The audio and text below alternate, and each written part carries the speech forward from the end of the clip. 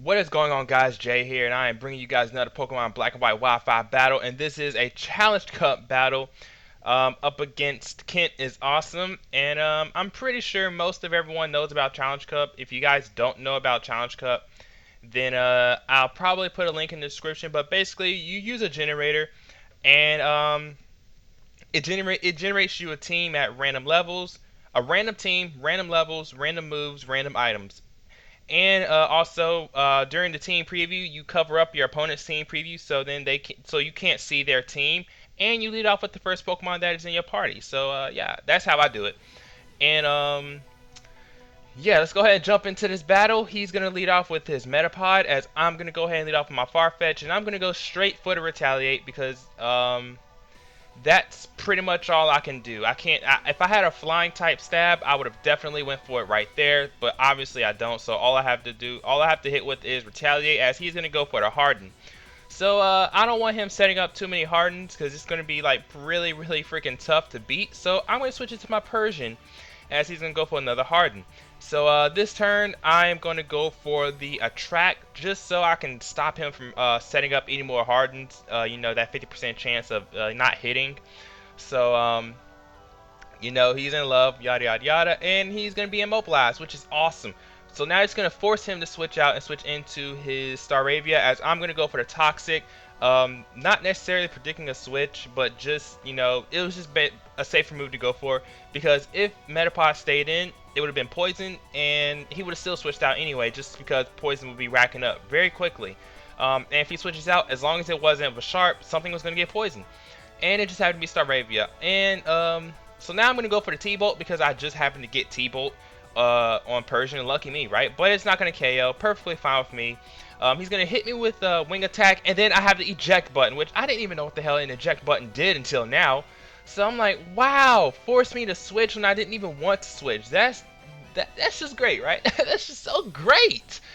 So he's gonna go for the wing attack on my Grimer, as I'm gonna go for hidden power. I don't know what hidden power this is, and I still don't know what it is. I can check, but I don't really feel like it. It doesn't even matter anymore. The Staravia is dead, so I mean, whatever, right? So he's gonna bring up a sharp now, and he's just gonna go for the attract. I don't really know why. I guess just for me to not hit him, which it ends up paying off big time for him, because I am not able to land a single hit on this Bisharp, as he's gonna hit me with a freaking Giga Impact. So I'm just gonna say, hey, a Giga Impact is the only attacking move he has, and nothing on my team wants to take a Giga Impact. Now I could have switched out right here, but I didn't really want to switch out. I just wanted to go ahead. I wanted to see if I can get a hit in, and I hit through the love, but I missed my thunder. So I was like, okay, that sucks. So he's just gonna take me out with another Giga Impact, which is pretty good for me, because not only is he gonna have to recharge, but I can bring in some that's possibly faster than him. And I'm gonna bring in Jigglypuff, because Jigglypuff does pack Fire Punch. So I'm gonna go for the Fire Punch and be like, hey, you need to get out right now. GTFO, okay? Alright? I don't want you in here, okay?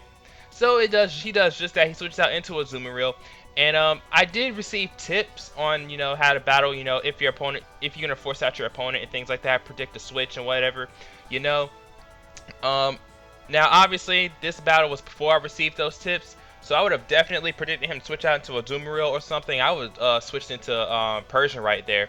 So yeah, that's just a little tip right there. But I go for the protect just to see if he actually wants to try to stay in and go for a Giga Impact or something. And he doesn't. He switches out to a Azumarill. But I'm going to switch into my Persian. As actually, before that, he goes for the double team with his Azumarill. And I actually hit the Sing. I don't even know how I hit Sing, but I did. So his Azumarill's asleep. I switched out into my Persian, and I'm going to go for the obvious T-Bolt, and he's going to switch into his Groudon and set up the Sun. Now, I don't know if this Groudon had any fire moves on it, so I just went ahead and went for the Rain Dance just to nullify the Sun. I probably should have kept the Sun up, but you can't be too careful, because I didn't really know if he had any fire moves. He could have had Fire Blast or something, or Flamethrower. I don't know. But so I set up the Rain Dance, and I'm gonna go ahead and go for the Toxic also, just to poison it, just so it'll rack up some damage on this big ass threat right here.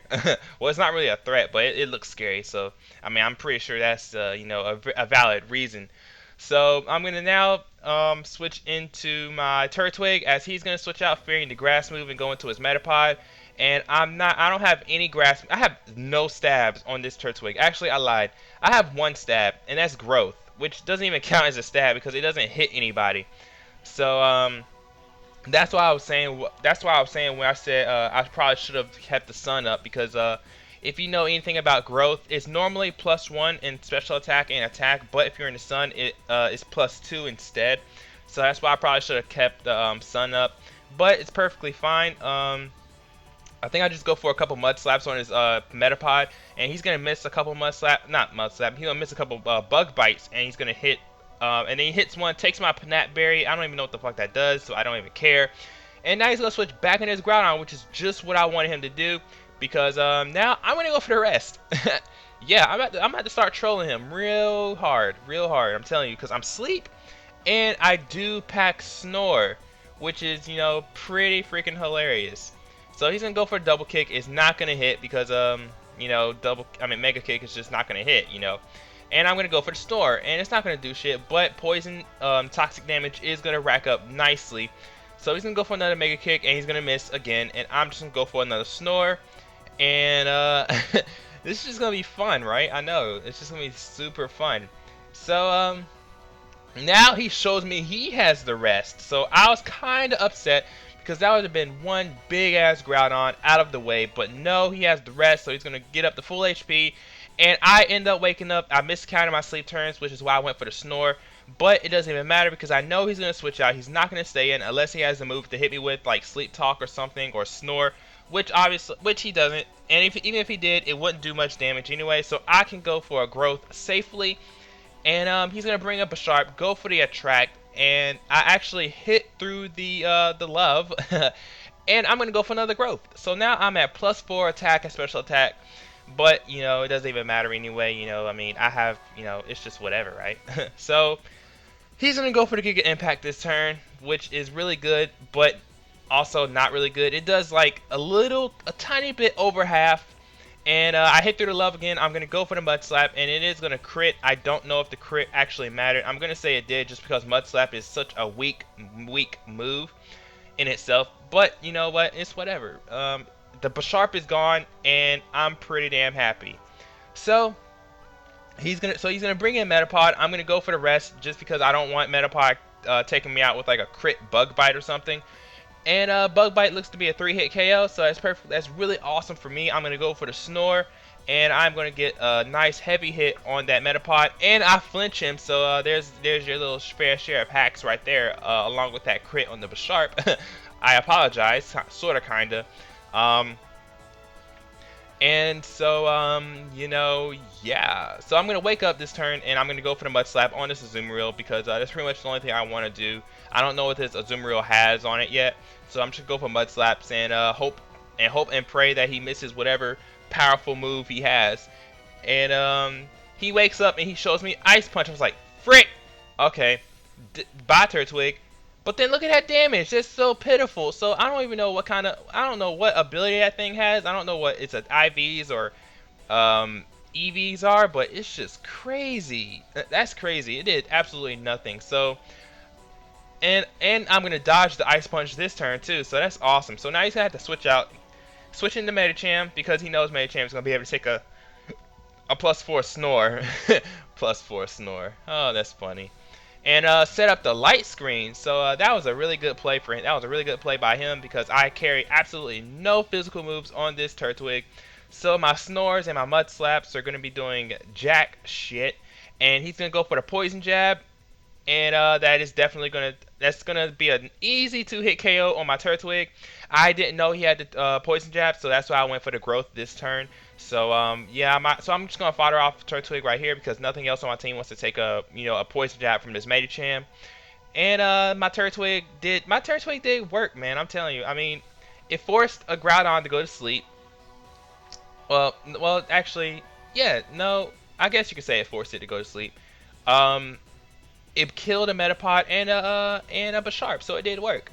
But now I'm going to bring in Farfetch. Since my Turtwig died that last turn, I am going to be able to have a boosted retaliate, and he goes for the toxic on me for some strange reason. I don't know why, but it doesn't even matter because you know, I mean, Farfetch is just I don't know. I mean, I don't really care if he gets poisoned. You know, it just doesn't matter to me.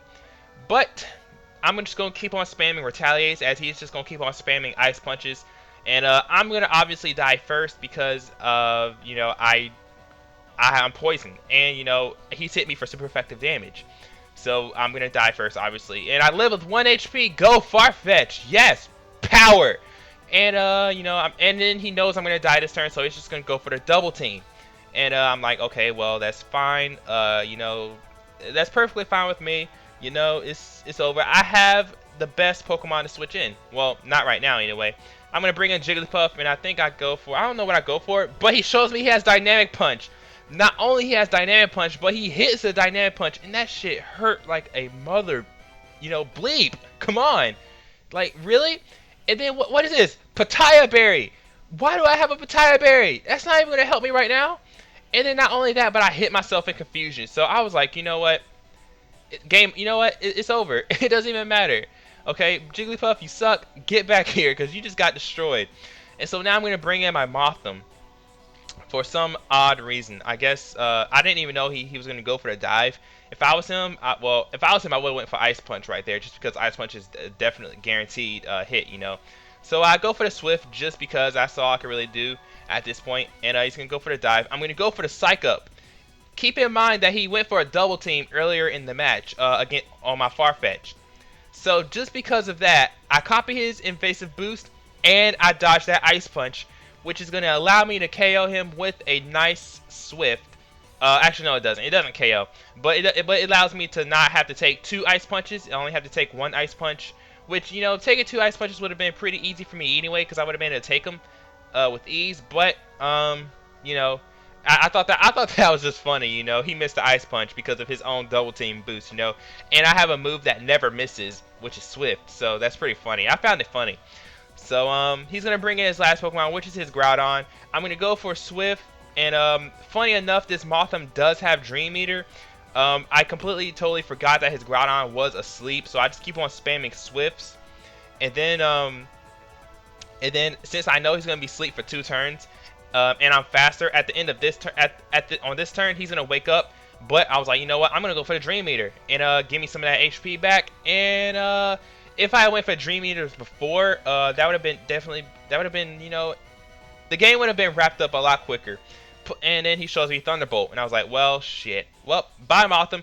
But nope, Mothim lives with 5 HP, and I am going to be able to take him out with a Swift. So that is good game, and my goodness, it's hard as hell to narrate a 12-minute, 13-minute video, especially a Challenge Cup battle.